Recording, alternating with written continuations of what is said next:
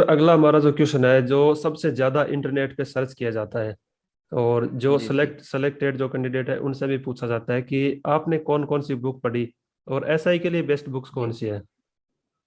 जी। तो जो मेरे साथी जो अभी एसआई की तैयारी कर रहे हैं, जी उनको मैं सजेस्ट करना चाह रहा हूँ। दोस्तों, ये वीडियो उन स्टूडेंट्स के लिए है जो अपने करियर को लेकर 1% भी सीरियस है। अगर आप राजस्थान पुलिस एसआई का एग्जाम इस बार निकालना चाहते हो तो वीडियो को अंत तक जरूर देखिए, क्योंकि वीडियो में बहुत सारी इंफॉर्मेशन दी गई है। वीडियो थोड़ी सी लंबी हो सकती है, तो आपको अंत तक देखना है, जिससे आपके जितने भी एसआई वैकेंसी और एग्जाम से लेकर डाउट है वो सारे बिल्कुल क्लियर हो जाएंगे। इसके बाद आपका कोई भी डाउट नहीं रहेगा। अगर आपको इस वीडियो से कुछ इन्फॉर्मेशन मिले, कुछ मोटिवेशन मिले या कुछ जानकारी मिले, तो यार वीडियो को एक लाइक कीजिए और चैनल को सब्सक्राइब कर लीजिए। हम आपके लिए इतने ही अच्छे अच्छे कंटेंट लेकर आते रहेंगे। तो दोस्तों, आज हमारे साथ मुकेश जी सर आए हुए हैं, जिनका एसआई में सिलेक्शन हो चुका है। तो इनसे हम सारी स्ट्रेटेजी जानेंगे कि इन्होंने किस प्रकार से पढ़ाई की और किस प्रकार से इन्होंने इंटरव्यू का क्लियर किया। क्योंकि इंटरव्यू के बारे में बहुत सारे बच्चे पूछ रहे हैं कि सर इंटरव्यू के बारे में बताइए कि कैसे पास किया जाता है, फेल होते हैं या नहीं होते हैं, कितने नंबर का इंटरव्यू होता है। जो पिछले वीडियो के सारे डाउट्स थे ना, वो आज की इस वीडियो में हम कवर करेंगे। साथ ही हम इनके बारे में भी अच्छी तरह से जानेंगे कि इन्होंने कौन सी बुक से पढ़ाई की, कितने घंटे पढ़ाई की, कोचिंग की सहायता ली या ऑनलाइन या ऑफलाइन, जो भी इनका जो अब तक की जर्नी रही है उसके बारे में हम डिटेल से जानेंगे। तो चलिए वीडियो को शुरू करते हैं। तो सर, सबसे पहले अपना परिचय दीजिए हमारी ऑडियंस को शॉर्ट में। नमस्कार, मेरा नाम मुकेश और मैं श्री गंगानगर जिले के अनूपगढ़ तहसील का रहने वाला हूँ। जी और मैंने जो हमारी स्कूली शिक्षा थी, मतलब 8वीं तक तो मैं गांव के स्कूल में ही पढ़ा था। उसके बाद में मैंने 12वीं तक अनूपगढ़ के स्कूलों में पढ़ाई की है। उसके बाद मैं ग्रेजुएशन के लिए बीकानेर के राजकीय डूंगर महाविद्यालय में आ गया था। जी सर, जो स्टूडेंट एसआई का एग्जाम देना चाहते हैं उनके लिए जी। मिनिमम मिनिमम क्वालिफिकेशन है वो ग्रेजुएशन रखी गई है। ये बात तो हम्म। लगभग सभी स्टूडेंट को पता है। पर कुछ जी। स्टूडेंट है जिनकी अभी ग्रेजुएशन पूरी नहीं हुई है या जिनका रिजल्ट अभी तक आया नहीं है, तो वो बच्चे कमेंट करके पूछते हैं कि सर क्या हम एग्जाम दे सकते हैं एसआई का। इसमें क्या है कि जो ग्रेजुएशन क्वालिफिकेशन रखी गई है, लेकिन जो बीए फाइनल के स्टूडेंट हैं, जी। जो सेकेंड ईयर पास करके बीए फाइनल में आ चुके हैं, हम्म। वो इसका एग्जाम दे सकते हैं। यानी जो अच्छा। अपीयर में है फाइनल में, हाँ वो हाँ, इसका एग्जाम दे दे सकते सकते हैं। हैं। और जिनका रिजल्ट जी। अभी डिक्लेयर नहीं हुआ है वो भी दे सकते हैं। हाँ बिल्कुल दे। तो सर, जो एनसीसी पास होती है, जिनके पास एनसीसी के सर्टिफिकेट होती है, उनके लिए क्या जी बेनिफिट जी। रहता है एसआई के एग्जाम में। इसमें एनसीसी जो सी सर्टिफिकेट धारी जो लोग होते हैं, उनको 5 नंबर एक्स्ट्रा मिलते हैं। जी। और इसके अलावा एक पुलिस का, इसका ये साइबर क्राइम का और एक डिप्लोमा होता है। हाँ जी, जो जोधपुर जी। यूनिवर्सिटी करवाती है अपने। जोधपुर यूनिवर्सिटी करवाती है, उसमें भी अगर वो किसी ने कर रखा हो तो उसमें भी 5 नंबर दिए जाते हैं। सर, वो 5 नंबर जो होते हैं इंटरव्यू या। के नंबर के वो 5 नंबर होते हैं। वो इंटरव्यू जो 50 नंबर का इंटरव्यू है, उसके साथ में वो काउंट हो जाते हैं अच्छा, नंबर। इंटरव्यू में जैसे काउंट किए इंटरव्यू जाते में हो। मान लो, इंटरव्यू में, हाँ, इंटरव्यू मान लो 30 नंबर आए हैं, तो वो 5 जोड़ के उसके 35 जुड़ जाएंगे ऐसे। जी सर, एसआई के एग्जाम में कुल कितने स्टेज होती है। एसआई के एग्जाम में कुल 4 स्टेज होंगे, जिसमें सबसे पहले आपका रिटन एग्जाम होगा। जी। उसके बाद में आपका फिजिकल होगा। उसके बाद में आपका इंटरव्यू होगा। और अंतिम जो प्रक्रिया होती है वो आपका मेडिकल चेकअप होता है। तो सर, सबसे पहले अपने बात करते हैं एग्जाम की। एग्जाम। तो एग्जाम में इसमें 2 एग्जाम होंगे। जी। इसमें एक एग्जाम, फर्स्ट जो एग्जाम होता है वो हिंदी का होता है, जिसमें आपके 100% हिंदी के आते हैं, 200 नंबर के। जी।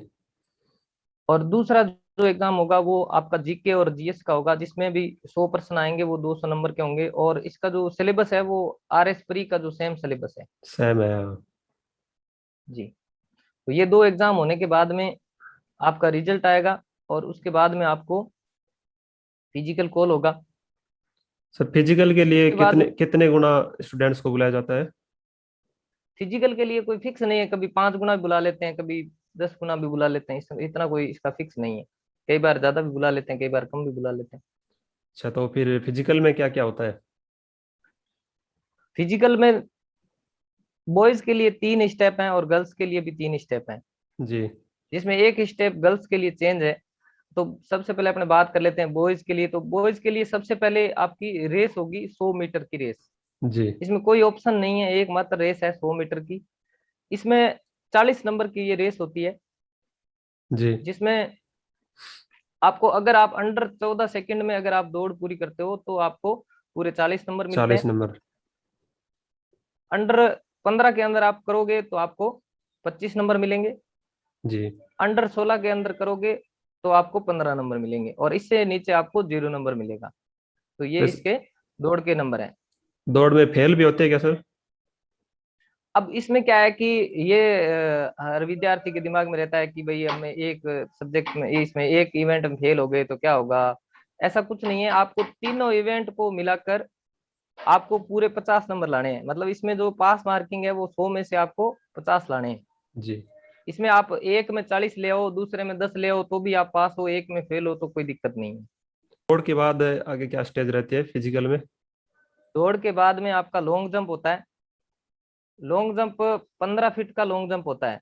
जी। तो 15 फीट में आपको पूरे 30 नंबर, मतलब लॉन्ग जंप 30 नंबर का है। जी। तो अगर आप लॉन्ग जंप 15 फीट का करते हैं तो आपको पूरे 30 नंबर मिलेंगे। उसके बाद में 14 फीट के अंदर करते हैं तो आपको 20 नंबर मिलेंगे, और 13 फीट के ऊपर आपको 10 नंबर मिलेंगे। और लॉन्ग जंप के बाद? लॉन्ग जंप के बाद में आपका चिन्ह होता है। जी। चिन्ह में आपको ये ध्यान रखना है कि 7 चिन्ह होंगे जो 30 नंबर के होते हैं। अच्छा। उसके बाद में आप एक एक चिन्ह कम करते जाओगे तो 10 10 नंबर कम हो जाएंगे। मतलब 6 निकालोगे तो आपके 20 नंबर मिलेंगे, 5 निकालोगे तो आपको 10 दस नंबर। नंबर मिलेंगे। लेकिन इसमें आपको विशेष तौर से हाथ का ध्यान रखना होता है कि आपको हाथ ऐसे नहीं, और आपको हाथ ऐसे रख के चिन्ह निकालना होगा, यानी अपर एंड होगा, अवर एंड नहीं होगा। जी। अब देखो, एक रिटर्न एग्जाम और आपके जो फिजिकल के नंबर होंगे वो जोड़कर आपको इंटरव्यू कॉल के लिए मेरिट डिसाइड होती है, फिर जी। आपको इंटरव्यू के लिए बुलाते हैं। तो जो फाइनल मेरिट होती है उसमें फिजिकल के नंबर भी ऐड होते हैं? नहीं, फाइनल मेरिट में फिजिकल के नंबर ऐड नहीं होंगे आपके। ये जो फिजिकल के नंबर सिर्फ इंटरव्यू कॉल तक काम आते हैं। इंटरव्यू कॉल होने के बाद में आपके फिजिकल के नंबर 0 हो जाते हैं। तो फिर इंटरव्यू के लिए कितने गुना बुलाई जाती है स्टूडेंट्स को? इंटरव्यू के लिए लगभग 4 गुना या 5 गुना बुलाते हैं। तो सर आपका इंटरव्यू कैसा हुआ था? मेरा इंटरव्यू अच्छा गया था। कोविड का टाइम था तो थोड़ा इंटरव्यू इतना लंबा नहीं चला था, मतलब लगभग 15 20 मिनट का इंटरव्यू होता है। जिसमें सबसे पहले आपको विशेष ध्यान रखना है कि अपनी क्वालिफिकेशन के बारे में अच्छे से जी। जानकारी होनी चाहिए। आपकी क्या क्वालिफिकेशन है, आपने स्कूल कहाँ से किया है, कौन सा स्कूल था, आपको नाम भी पूछ सकते हैं। हाँ, जी। रोल नंबर वगैरह तो नहीं पूछते हैं, लेकिन आपको साल जरूर पूछ लेंगे, 10वीं कब की थी, 12वीं कब की थी, तो वो सारा आपको ध्यान होना चाहिए। मतलब क्वालिफिकेशन से संबंधित सारी जानकारी आपको होनी चाहिए। सबसे पहले सवाल उनके वही रहते हैं। उसके बाद में आपके जो ग्रेजुएशन या आपकी जो मास्टर डिग्रियां हैं उसमें कौन कौन से सब्जेक्ट रहे हैं, तो उसमें जो मेनली जो सब्जेक्ट है उस सब्जेक्ट के बारे में आपको जानकारी होनी चाहिए। उससे संबंधित आपको प्रश्न पूछे जा सकते हैं। तो ऑन एन एवरेज लगभग कितने क्वेश्चन पूछे जाती है एक कैंडिडेट को इंटरव्यू में? क्वेश्चन लगभग, वो क्वेश्चनों पर है कि आपका क्वेश्चन कितना बड़ा है और कितना छोटा है। वो हो सकता है 20 भी हो सकते हैं, 15 भी हो सकते हैं, क्वेश्चन उतने भी हो सकते हैं। और उसमें आपको एक आपकी हॉबी के से संबंधित प्रश्न पूछे जा सकते हैं, जैसे मतलब कोई खेल में या किसी भी सामाजिक कार्य में जो भी हो, ब्लड जी। डोनेशन के संबंध में। या मान लो कोई ब्लड डोनेशन ज्यादा करता है, जैसे मेरा तो ब्लड डोनेशन पे था, तो मेरे से कम 5% ब्लड डोनेशन पे पूछ लिए थे। जो इंटरव्यू देने जा रहे हैं, इंटरव्यू जब देते हैं तो बस इतना ध्यान रखना है कि अगर आपको कोई प्रश्न का जवाब नहीं आता है, जरूरी नहीं है हमें सभी प्रश्नों का जवाब देंगे तभी हमें अच्छे नंबर मिलेंगे। जी। उसमें आपको ये भी हो सकता है कि अगर आप जितने प्रश्न वो पूछ रहे हैं और अपने को नहीं आ रहा है तो हमें तुक्का नहीं लगाना है। मतलब मतलब आप गलत, ईमानदारी से उत्तर ईमानदारी देने हैं। वहां वहां खुद के साथ ईमानदार रहना है पूरी तरह से, क्योंकि सामने वाले बहुत ही ज्यादा शिक्षित लोग बैठे होते हैं, अपने उनको मूर्ख नहीं बना सकते। जी। तो अपने को किसी भी तरह का कोई गलत उत्तर नहीं देना है। अगर गलत उत्तर देंगे तो अपने नंबर माइनस होते जाएंगे। अब वहां हम उनको साफ साफ मना कर सकते हैं कि सर मुझे इसका उत्तर नहीं आता है, तो अपने नंबर नहीं कटेंगे। लेकिन अगर हम गलत बताएंगे तो अपने नंबर कटते जाएंगे। काट ले जाएंगे वो। तो सर जी। कितने नंबर का होता है इंटरव्यू? इंटरव्यू पूरे 50 नंबर का होगा। अब जो फाइनल मेरिट बनेगी वो आपके रिटर्न के 400 नंबर और इंटरव्यू के 50 नंबर, मतलब टोटल 450 में से आपकी मेरिट मेरिट बनेगी। बन जाएगी। जी। तो इंटरव्यू में अगर मिनिमम क्वालिफिकेशन है क्या कि इतने नंबर आपको लाने पड़ेंगे कम से कम? हाँ, इसमें जनरल कैटेगरी के लिए 18 नंबर अनिवार्य है, और SC ST और OBC के लिए 15 नंबर न्यूनतम होने जरूरी है। उससे इससे नीचे नीचे आपको फेल हो जाए, फेल माने जाते फेल हैं। हो जाएगा, जी। फेल माने जाते। तो सर आपके रिटर्न एग्जाम में कितने नंबर आए थे? मेरे रिटर्न एग्जाम में दोनों पेपरों को मिलाकर मेरे 269 नंबर थे, जी। और इंटरव्यू में मेरे को 27 नंबर मिले, और मेरी ऑल ओवर जो जनरल रैंक है वो 365 रैंक रही थी, और कैटेगरी में मेरी जो है वो 11वीं रैंक है। बहुत बहुत बधाई हो, आपने इतनी अच्छी रैंक हासिल की है इसमें। Thank you sir. बिल्कुल, आपने जो मेहनत की है उसका परिणाम तो आपको मिलना ही चाहिए था और मिला भी है। तो सर जो मेडिकल होता है एसआई एग्जाम में, उसका जी जी। स्टैंडर्ड क्या रहता है? उसमें क्या क्या चेक किया जाता है बॉडी के बारे में? इसमें क्या है कि जब आपके इंटरव्यू फाइनल होने के बाद में, जब आपकी फाइनल लिस्ट जारी होती है, जब रैंक जारी हो जाती है, उसके बाद में आपको मेडिकल के लिए बुलाया जाता है। और जी। जयपुर के ही 3 4 हॉस्पिटलों को उसके लिए ऑथोराइज किया जाता है मेडिकल लेने के लिए। और कई, एक बीच में और बताना चाह रहा हूँ, कई विद्यार्थियों के मतलब मन में ये रहता है कि हाइट का, चेस्ट का वो क्या रहेगा, ये वो। तो उसमें आपको थोड़ा ये ध्यान रखना है कि आपकी हाइट और चेस्ट वगैरह ये जो है वो पहले कभी नहीं नापी जाएगी। ये आपके जब मेडिकल होता है तभी नापी जाती है मेडिकल बोर्ड के द्वारा। जी। उससे पहले आपके फिजिकल के टाइम आपके हाइट चेस्ट नहीं नापे जाते हैं। अच्छा। तो जब आप, तो जिस निर्धारित हॉस्पिटल में आपको एक निर्धारित तारीख पर बुलाया जाएगा, उसके बाद में आपके वहाँ सारी तरह के चेकअप होंगे, जो बहुत ही आसान होता है, कोई ज्यादा दिक्कत नहीं है। हाँ, एक है जो कलर ब्लाइंड जो होता है, हाँ जिसको हाँ। वर्णांधता कहते हैं अपने, हाँ। कलर ब्लाइंडनेस अगर किसी को है तो उसको दिक्कत होती है। बाकी शायद लगभग कोई, या कोई मेजर ज्यादा प्रॉब्लम नहीं हो तो किसी तरह की कोई दिक्कत नहीं है। ये हमारे एक सब्सक्राइबर ने कमेंट करके पूछा भी था कि जिसको कलर ब्लाइंड की दिक्कत है तो क्या वो पास हो सकता है इसमें? कलर ब्लाइंड की जिसको दिक्कत है, जहां तक मुझे नॉलेज है, कलर ब्लाइंड को पास नहीं करते हैं। और अगला हमारा जो क्वेश्चन है, जो सबसे ज्यादा इंटरनेट पे सर्च किया जाता है और जो जी जी सेलेक्टेड जो कैंडिडेट है उनसे भी पूछा जाता है कि आपने कौन कौन सी बुक पढ़ी और एसआई के लिए बेस्ट बुक्स कौन जी सी है? जी। तो जो मेरे साथी जो अभी SI की तैयारी कर रहे हैं, जी। उनको मैं सजेस्ट करना चाह रहा हूँ कि सबसे ज्यादा जो आपको फोकस रखना है, आपको जो रैंक या आपकी मेरिट जो निर्धारित होगी, वो सबसे ज्यादा आपको हिंदी बहुत ज्यादा बेनिफिट देने वाली है इसमें। जी। तो आपको सबसे ज्यादा फोकस रखना पड़ेगा हिंदी पर। अपने पहले पेपर की बात कर लेते हैं। तो हिंदी में आपको कम से कम, अगर आप रेगुलर पढ़ाई कर रहे हैं, तो आपको सबसे पहली बात तो रेगुलरिटी जरूरी है, और वो एग्जाम तक जारी रहनी चाहिए। जी। और कम से कम आपके 3 घंटे कम से कम आप रेगुलर हिंदी को दें रोजाना। अच्छा। मेरा मानना ये है, क्योंकि मैंने पढ़ा, हिंदी को पढ़ा भी है, पढ़ाया भी है। और उसके अलावा आप हिंदी में, अगर मैं आपको कहूँ तो सबसे पहले आप बेसिक अगर तैयार करना चाह रहे हैं, तो आप सबसे पहले स्कूल की व्याकरण को पढ़ें, जो स्कूल की व्याकरण है 9 से 12 की। 9 से 12 की जो उसके एक बाद, पतली सी बुक आती है वो?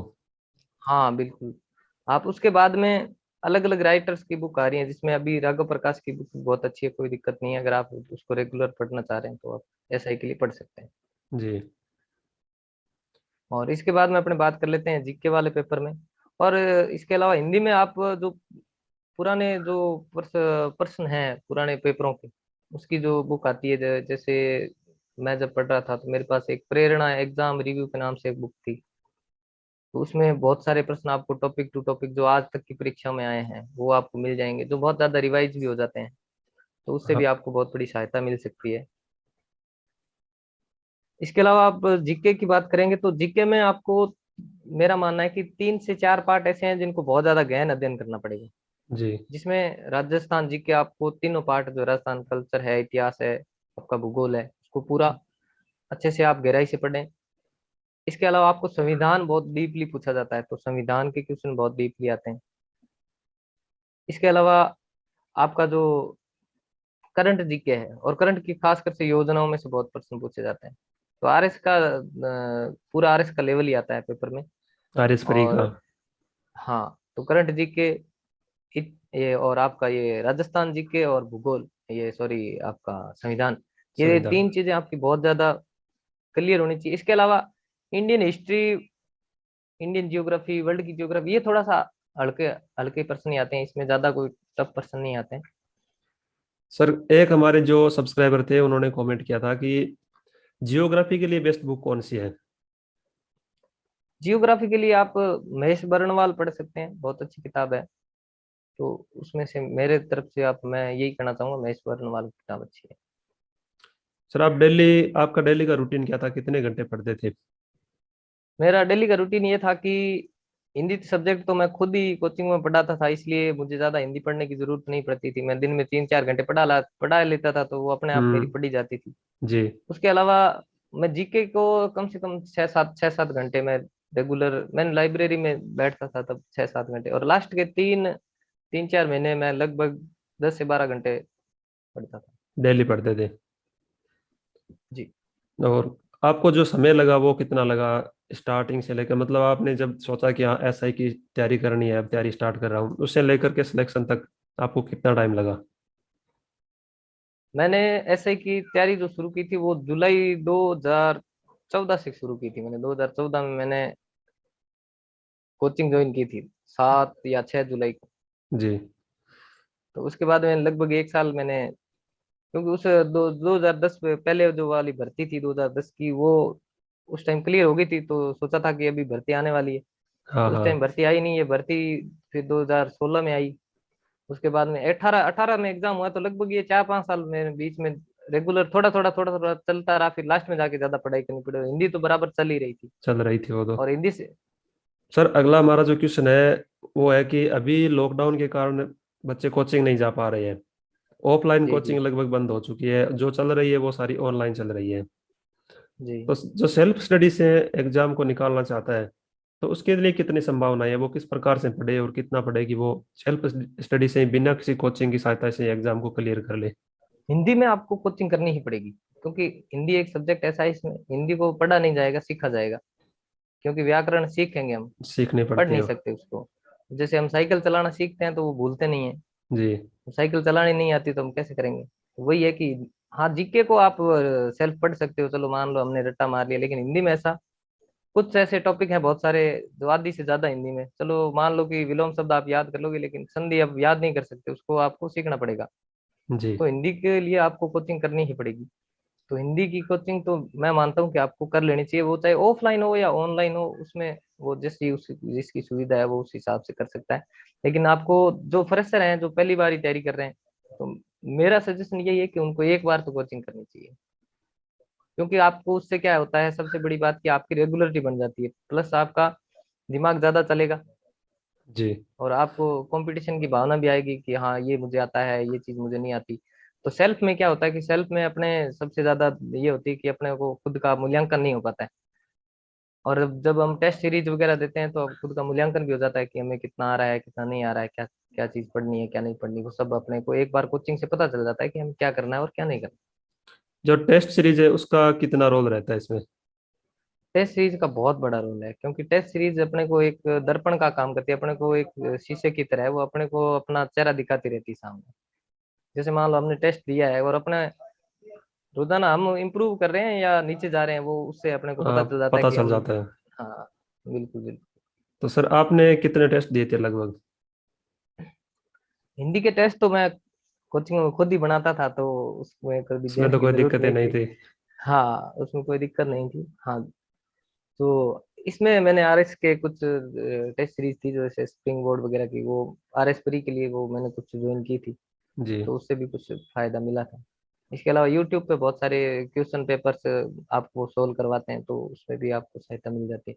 तो सर जब आपका रिजल्ट आया तो आपको कैसी खुशी महसूस हुई और घर वालों का क्या रिएक्शन था? मुझे थोड़ी हैरानी हुई थी, क्योंकि मैं सोच के चल रहा था कि मेरिट बहुत ज्यादा रहने वाली है, लेकिन जी। मेरिट थोड़ी डाउन ही थी।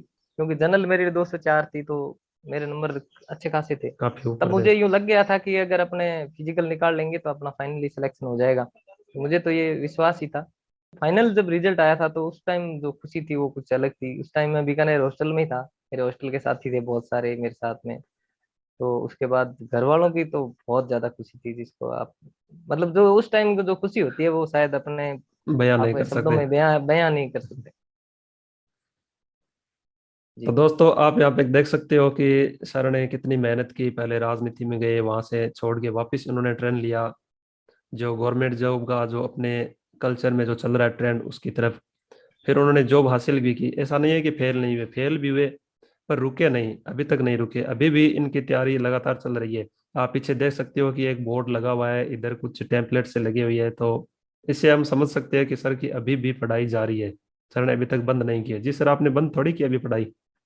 नहीं नहीं, अभी कोशिश कर रहे हैं आगे आरएस के लिए कुछ प्रयास है थोड़ा सा, अगर हो जाए तो। बिल्कुल नहीं हो होगा तो सर फिर आपको। इसी नौकरी को शौक से करेंगे। बिल्कुल आपको एडवांस में बहुत बहुत बधाई हो। बिल्कुल होगा आपका, क्योंकि आप जिस प्रकार से तैयारी कर रहे हैं ना, उसको देखते हुए नहीं लग रहा कि आपका सिलेक्शन नहीं होगा। जी जी। तो थैंक यू, सर बहुत बहुत जो आपका हमारे धन्यवाद। स्टूडेंट्स हैं उनको आप क्या राय देना चाहोगे? जो आपके स्टूडेंट्स हैं जो मुझे देख रहे हैं, मैं उनसे सिर्फ एक ये बात कहना चाहूंगा कि आप सबसे ज्यादा जो जरूरी चीज है कि वो अपने साथ ईमानदारी बरतें। किसी को दिखाना नहीं है कि मैं कितने घंटे पढ़ रहा हूँ, मैं 20 घंटे पढ़ता हूँ, 10 घंटे पढ़ता हूँ, मैं 4 बजे उठ के पढ़ता हूँ। पढ़ाई का कोई टाइम नहीं है, जब आपका दिमाग फ्रेश हो उस टाइम आप पढ़ सकते हैं। जी। और खुद के साथ ईमानदार रहना है, किसी को दिखाने की जरूरत नहीं है। खुद के साथ ईमानदार रहो और एग्जाम तक रेगुलर पढ़ो आप। जब जब जिस दिन एग्जाम हो जाए उस दिन आपको आपकी किताब बंद होनी चाहिए, उस तक आपको लगातार चलना है। बाकी बाकी आप सब कुछ छोड़ दो, दोस्त मित्र एक बार छोड़ के देखो, आपको बाद में बहुत अच्छे दोस्त बड़े बड़े लोग मिलेंगे। बाद में अच्छे दोस्त बनते हैं, वो तो सही बात बिल्कुल है। अच्छे मिलेंगे। और अभी अगर आपकी पढ़ाई में कोई बाधा डाला है तो मेरा मानना ये है कि वो आपका दोस्त नहीं है, दुश्मन जी। हो सकता है। तो दोस्तों वीडियो कैसा लगा आप हमें कमेंट करके बता दीजिए, और साथ ही में अगर आप चैनल को अभी तक आपने सब्सक्राइब नहीं किया तो सब्सक्राइब कर दीजिए, क्योंकि इतने अच्छे अच्छे कंटेंट हम आपके लिए लेके आते हैं। लगातार आपको इन्फॉर्मेशन देती है, मोटिवेट करते हैं कि आप अपनी पढ़ाई को तैयारी रखो, आपका जो सपना है उसको पूरा करो। घर वालों का जो सपना है, माता पिता का, कि हाँ मेरे बच्चे नौकरी लगे, और वो भी इतनी अच्छी एसआई जितनी अच्छी नौकरी, तो वो सपने पूरे करने के लिए हम आपके साथ बिल्कुल दिल से जुड़े हुए हैं। तो आप भी हमारे साथ दिल से जुड़ जाइए और चैनल को सब्सक्राइब कीजिए। सर के लिए एक लाइक जरूर कीजिए, क्योंकि सर इतनी मेहनत करने के बाद यहाँ तक पहुंचे हैं, ऐसे ही नहीं पहुंचते। तो इसी वीडियो को यहीं पे समाप्त करते हैं, मिलते हैं अगले और किसी इतने ही अच्छे वीडियो के साथ। तब तक के लिए घर पे रहे, सुरक्षित रहे, टेक केयर, जय हिंद।